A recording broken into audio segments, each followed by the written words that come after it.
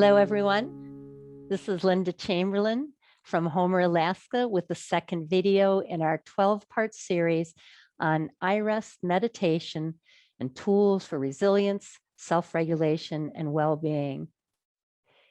In part one, we focused on the effects of stress on the brain body and how we can shift into relaxation response, what's needed to help that happen so we can recover, repair, and be all that we can be. So if you missed that video, please watch it because it'll help you to understand why the tools we're talking about are so effective. And today, what we're going to be doing is delving into the science and the history of iRest, which stands for Integrative Restoration. And we'll talk about the why, the what, and the how. So beginning with the why, common benefits of mindfulness. This is a very brief touching upon a very big topic in the huge field of science.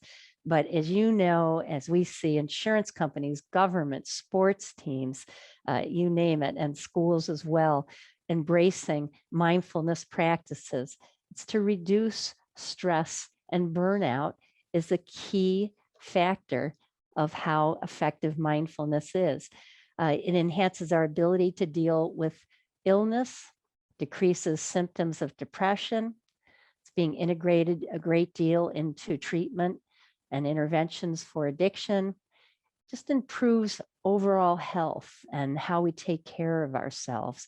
And we see quicker recovery from injuries, from surgery, and also relative to trauma, post-traumatic growth.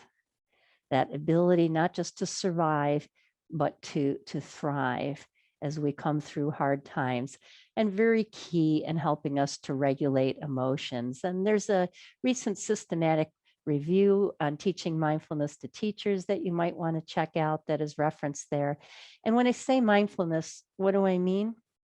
It's about paying attention in the present moment without judgment. And when we do this, we can relate to ourselves and our circumstances in new ways. If you'd like to see the definition for mindfulness, go to the bilingualmindfulness.com website. You see reference there.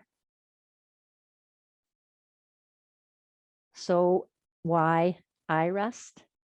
It's combining mindfulness, guided meditation, with deep relaxation techniques. And it has 10 tools that are guiding us through how we can be more connected to ourselves, to others, using the breath, body awareness, working with our full spectrum of emotions. So we're talking social emotional learning for adults.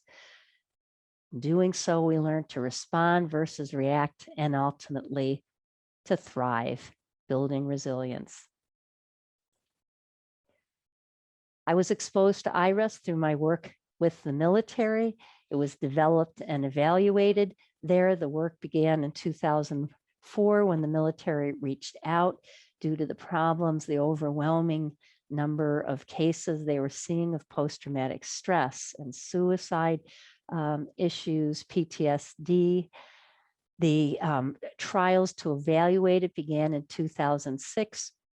The name comes from the military. iRest is based on, it's a modernization of some ancient techniques based on yoga nidra practice. And the military said, this is working great, but we don't think, we don't want to call it yoga because it has certain connotations. Now, this is a completely secular, not attached to any particular religion or belief system.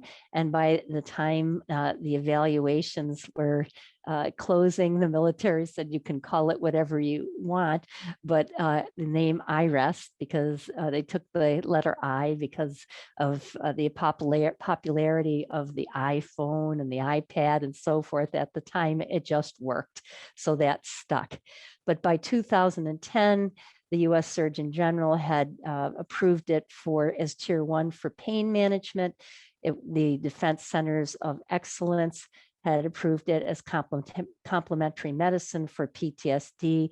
It is used extensively with both veterans and active duty and families, military families, but it has now been integrated worldwide into communities. So I'm talking schools, clinics, prisons, hospice, shelters, and there are many studies, not just the military.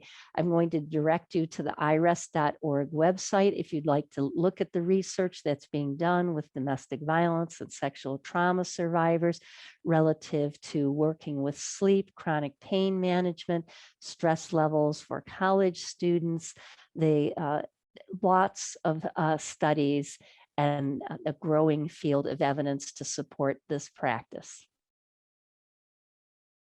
If you're going to evaluate something, and particularly if you're going to do that with the military, you're going to have a protocol.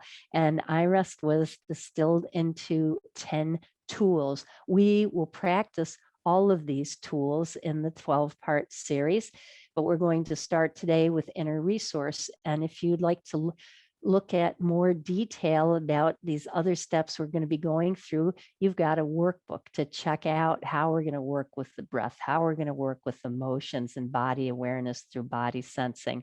So I won't go into these now, but please check out the workbook to start to get a sense of where we're going with this and how all these tools combine to a very effective protocol.